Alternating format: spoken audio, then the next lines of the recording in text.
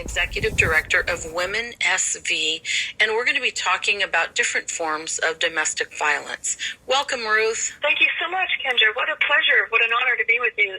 And we're excited to hear about all the services that you provide in just a moment. But can you give us a little history of how WomenSV was started in the first place? Give us the background. I discovered that there was a gap in services for women who were experiencing domestic violence. My background is as a teacher, and in my classes I recognized that there were kids that were having a hard time paying attention, and not all of them are suffering from ADD or ADHD. Sometimes those symptoms can look very similar to PTSD, especially if a child is living in a home with chaos or trauma, or one or the other or both parents behaving in a way that doesn't make a child feel safe. So that's where I started, and also I've had experience in identifying forms of abuse that don't necessarily leave broken bones or bruises behind, but are more subtle.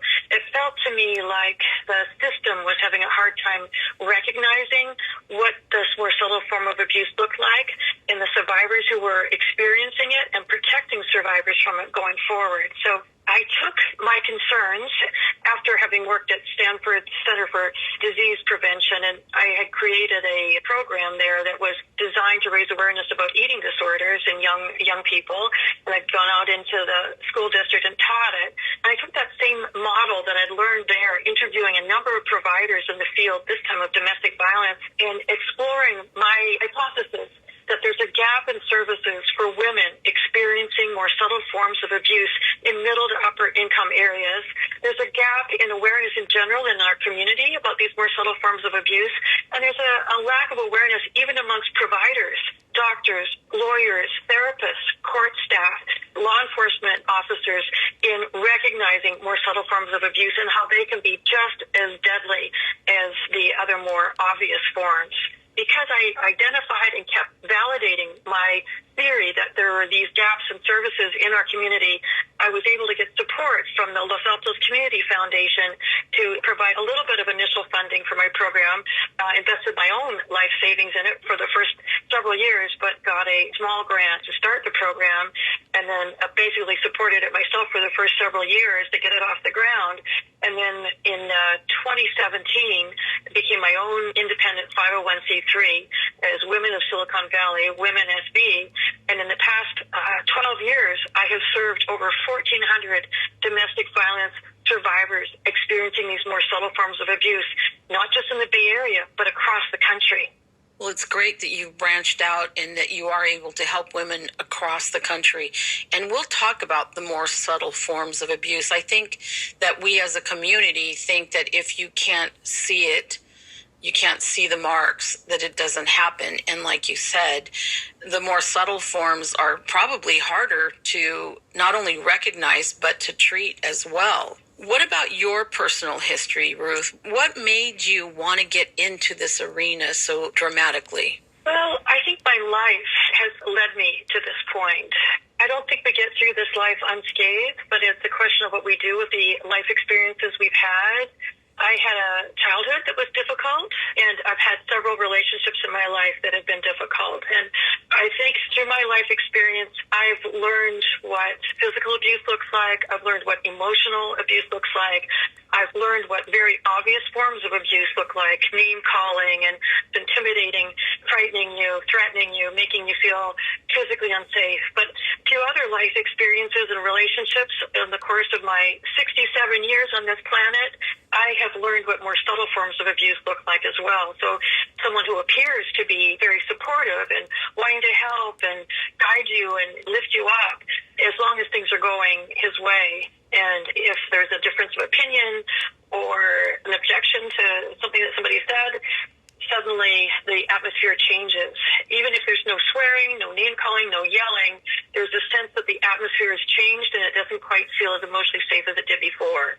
It's very hard to put language on that, but from personal experience and all the many different relationships I've had through life, you could say I've experienced the gamut from childhood abuse through intimate partner violence and wanting to find some meaning in that. I'm also a woman of faith, And I know that God doesn't give you anything without a purpose, without a reason behind it, and a reason or a meaning that you can find and draw out of it. And I think that was the gift in my suffering. I think even the most horrible act, you can find something beautiful to make out of it. And if you think about the ultimate expression of that, that was Christ on the cross. Look what happened to him. Look what he willingly did for the whole world. To have that kind of experience in his life and to be exposed to all the different types of suffering and torture that he was exposed to, and then to lay it all at our feet and say, here, I did this to you. Now it's up to us. What do we make out of the terrible suffering that he experienced? And that's the gift, the beautiful gift that came out of that, of his own suffering. And I think that's the project for all of us on this planet. What do we do with the suffering that we've experienced? Do we let it make us become bitter? Do we develop this hard shell? Do we become the thing that we fear or the thing we're running away from? And I think that with most perpetrators of domestic violence, of intimate partner violence, I think most of them have been through trauma in their life. And what it did to them was it hardened them. And in some cases, it hardened their soul. And in some cases, it was too painful for them to have these tender feelings. And it left a soul wound in them. And rather than turn to someone like God or Jesus to fill that hole, that wound in their soul, they took a different road. They went down that dark path, the easy road, getting relief from your suffering through drugs, alcohol, power, control, money, status, all the things that covert abusers use to feel powerful again. I know that there are roads that you can come to in your life, crossroads, and I wanted to learn from my negative experiences, beginning in my childhood and then growing up and being in different relationships. And there have been good men in my life as well, and I wanted to learn from them all. In the end, we all have the choice about what we do with those life experiences, and I wanted to help recover from my own suffering, but also make meaning out of it by helping others in their journey, and I've found great meaning in the work that I've done ever since. That's a great story, and similar to mine. I went through the same thing. I had a rough childhood and some rough relationships as well, but I've always said it does make you who you are. You can, like you said, turn those tragedies into a positive where you do reach out and you help people. And I've always said you can drown in the mud, or you can get up and wash it off. And it sounds simple, but that's pretty much the two choices that you have. You can become hardened by it, or you can get up and do something else about it to help. So we're glad that you have chosen that route and are helping instead. If you're just joining us, you're listening to Closer Look. I'm Kendra Ponzio, and our guest today is Ruth Darlene, founder and executive director of WomenSV, and we're talking about different forms of domestic violence. Ruth, let's talk about some of those more subtle forms of abuse. There are so many different forms of domestic violence, and not all of them leave forensic evidence behind. Not all of them leave broken bones, bruises behind, and it can be hard to recognize it as abuse if you don't have that kind of physical, observable evidence. But that's the kind that can get into your heart and your mind and your soul and really start wearing away at you from the inside out. So there's emotional abuse, financial abuse, technological abuse, legal abuse, spiritual abuse, cultural abuse, so many different types of abuse that women experience, and some men too, but I have to say my focus is on women. That's my area of expertise. Our program is Women of Silicon Valley, WomenSV, but in our conversation today, if we can just adjust to your situation, because wherever there's an imbalance of power, there's the potential to abuse that power. You know the old saying, absolute power corrupts absolutely. That's why you've got to watch out for demographics like the one that I focus on, women in middle to upper income areas where there is money and power and influence. And I tell you, it's one of the last marginalized, underserved, underreported populations, women in this demographic where the average person thinks, well, oh, you and your champagne problems, or if it was so bad, why didn't you leave? You got the money to take care of it. After all, you live in this nice house, drive a nice car, and your husband is what? He's a doctor, lawyer, engineer? Come on, lady, it can't be all that bad. That's the lack of understanding and support and sympathy that the women that I serve get from many in the community, and even social services, where they often fall through the cracks because they don't quite qualify, because on the surface, we're talking about financial abuse here. Well, your husband's earning, $200,000, $300,000, $400,000, $500,000 a year. What are you doing looking for help here? and they don't quite get the fact that she's been cut off from the joint bank account, that when he gets his paycheck, he puts in a separate account. He gives her an allowance of like $100 a week to feed the family of 3 or 4. Yes, she's driving around in a nice car, but you open her purse, and what you find inside? A debit card.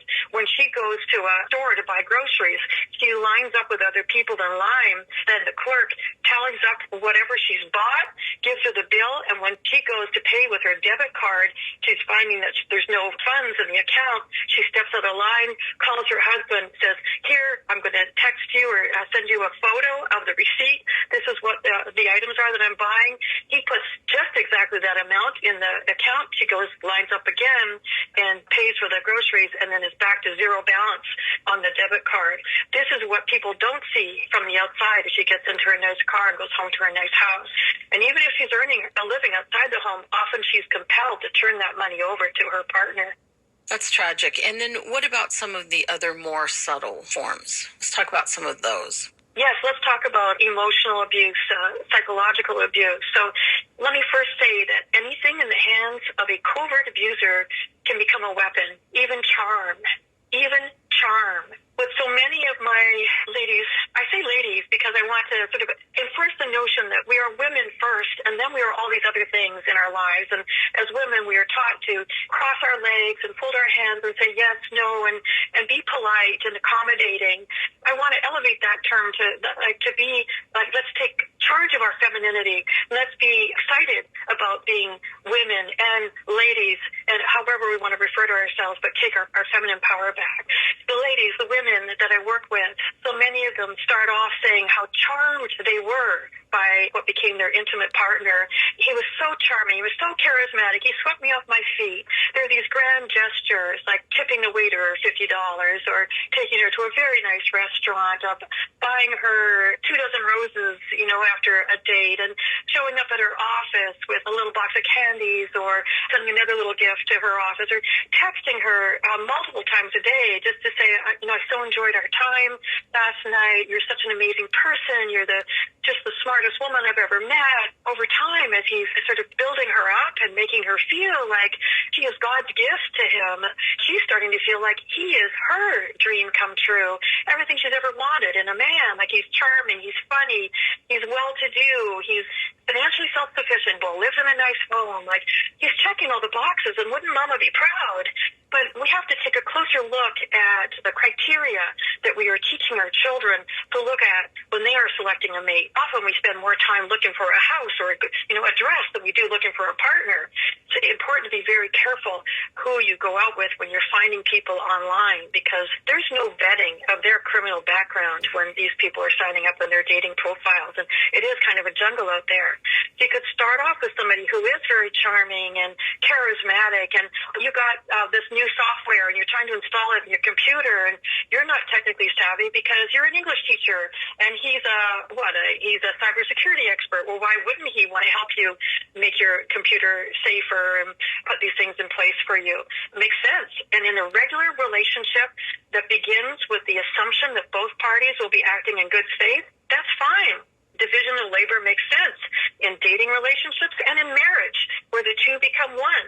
But it's a contract that's based on that assumption that both will act in good faith. So we have this type of psychological manipulation starting off as charm, and it's very hard to tell the difference between true charm and false charm when you're first getting to know somebody. We start falling in love, and falling implies that loss of control as he's texting you, taking you out to nice restaurants, and offering to help you in so many ways. Here, looks like your smoke detector is old news. I'll put a new one in for you. And you don't realize till later there's a hidden camera in that smoke detector. You don't realize till later that he's been hacking into your email, that even if you change your password, he's got keystroke logging software on your computer now. So he's going, so that's your new password. Your every move is in fact being watched. And if you have a car with a smart app on it, he can be stalking you in real time if he's downloaded that app.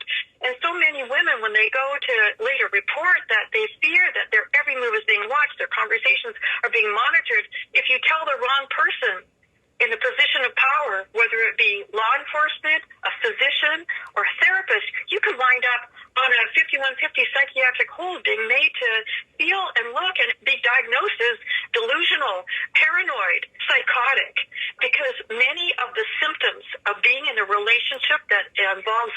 psychological manipulation, gaslighting, emotional abuse mirror those of psychiatric illnesses.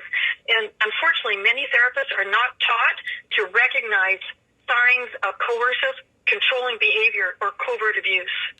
Wow, that's a lot of information. If you're just joining us, you're listening to Closer Look. I'm Kendra Ponzio, and our guest today is Ruth Darlene, founder and executive director of WomenSV, and we're talking about different forms of domestic violence. I think one of the biggest misconceptions about domestic violence, as a community, we think, why do they stay?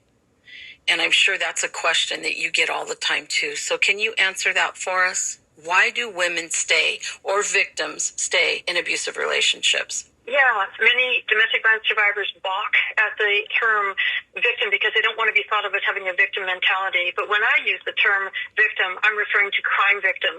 Coercive control is a liberty crime. It violates a woman's right to live in peace, anybody's right to live in peace, safety, and freedom in their own home. And coercive control is a pattern of threatening, isolating, controlling behavior, and it often involves similar elements to human trafficking, force, fraud, and coercion. And what happens is women often end up living like prisoners in their own home. Many of them suffer from sleep deprivation, veiled death threats, destruction of their personal belongings, threats that if they ever leave, their husbands will take the children from them. They will render them homeless. They'll be penniless. They will hunt them down. There'll be nothing left. They will destroy their career. They will come after them. And these are people with power and money and influence and social status. What they've done is they've turned their partners into prisoners. So to say, why did you stay so long? Why didn't you leave? I think the better question is, how did you ever get the courage to escape? Because what you're doing is escaping from a home that should be a sanctuary and has been turned into a cage. It may be a gilded cage, but a cage nonetheless. And so in order to escape from this kind of imprisonment, entrapment, and I say entrapment because coercive control was put on the map by Evan Stark, who wrote the book, Coercive Control, How Men Entrap Women in Personal Life. That's the subtitle. But to escape this kind of entrapment, it's really important to do safety planning, gather your village, build your allies, look for resources quietly, a little step at a time without letting your partner know what you're planning, back away slowly. And when the time is right, that's when you run and don't look back. But the less he knows, the safer you'll be. There is help. There is healing afterwards, but don't try this alone. But please know that you don't deserve to live with this type of abuse. And even if you don't have bruises or broken bones to show for it, it can still start eroding you from the inside out. It's death by 1,000 cuts. So please feel free to reach out. I think as a community, one of the things that we don't understand also is that, a lot of people stay because of the kids. That's one of the main reasons people stay. But what kind of impact does domestic violence have on the kids? Oh, my gosh. Yes, that's such a huge, important question, Kendra. It's not a one-size-fits-all. Sometimes it's safer to leave. Sometimes it's safer to stay. After a woman escapes from a domestic violence relationship, that's when most incidents of domestic violence happen. Over 70% of domestic violence incidents happen after a woman leaves a domestic violence relationship. While she's in that relationship, many of them feel they can act as some kind of buffer between the abusive parent and the children. Many times they learn that even if they leave the home for a little while to take a class, to go to work, or to go on a trip, the children are suffering greatly, and because there's no one there to witness the abuse. Whereas when mom comes back, there's at least some kind of buffer. She can offer some kind of in-the-house model of what healthy love looks like, be some kind of comforting, validating, supporting, protective person in their life. After the relationship ends, they usually get called, in this type of relationship, a high-conflict relationship. And I think that's a misnomer. It's not high conflict. It's abuse. And it's abuse that's transferred into the legal arena. And it's not that she wants to go back to court again and again and keep being involved in all this litigation. But that's where the abuse gets transferred from home into the legal arena. If she leaves the relationships, he's no longer able to abuse her directly in the home. So now he's going to abuse her by proxy, either by taking her back to court to try to deplete her emotional and financial resources, but also if they have children, then to go after custody of the children. And what happens there is even if he's been abusive or neglectful in the past, suddenly he will present this image of himself as the devoted father who always did everything for the children while mom just sat down in bed eating bonbons and watching Netflix, he'll paint a very different picture of who she is. And he will recruit allies called flying monkeys in the domestic violence world, where he will try to convince them that she's the problem, she's the abuser, she's the gold digger. What will happen is, with his desire to spend more and more time with the children, and he'll arrange play dates for them and get to know the other parents and start planting seeds in the other parent's head about how dysfunctional or abusive or drug addicted mother is, painting all these lies. And of course, he's a doctor, lawyer, engineer, a person of substance and credibility in the community, and she may have gotten isolated and been afraid to tell the truth. She's been afraid to tell her truth. He's very assertive in telling his lies. In fact, many of my ladies will say, he lies so much better than I tell the truth. He's so convincing, so charismatic, that often other parents and other people will start believing him and turn away from her. So she's very isolated. And then the judge sees this devoted husband who wants to be a father to his children. And so the husband is accomplishing several things in doing this, looking good in the eyes of the judge. If he gets more custody time with the children, that means less payment in child support that he has to give to mom. And he gets to punish her in the worst, most effective way possible by getting her where it hurts the most with her children. Ruth, is there anything else that you'd like to add before we wrap up? I think in closing, if you know somebody that you're concerned about, don't hesitate to reach out to them and say, I'm concerned about you. I'm concerned about your safety, your children's safety. From what I've read, this is abuse. It's only going to get worse. And there are resources that you can reach out to for help. There's the domestic violence hotline. There's many wonderful local domestic violence agencies in our area. And there's also WomenSV.org. There's a program that focuses on covert abuse and coercive control, more subtle forms of abuse. They could send an email to info@womensv.org, and we'll respond to them and see what resources that we can offer them. But please just encourage people to show their concern for people that they care about and encourage them to reach out for help so they don't have to do this alone. Something else you might want to consider is that there's a conference that happens every year that's sponsored by the Office of Gender-Based Violence, and it's the Domestic Violence Conference that happens every year in October. So if you check our website, we're posting the date for that conference, and often I'm invited as a speaker at that conference as well.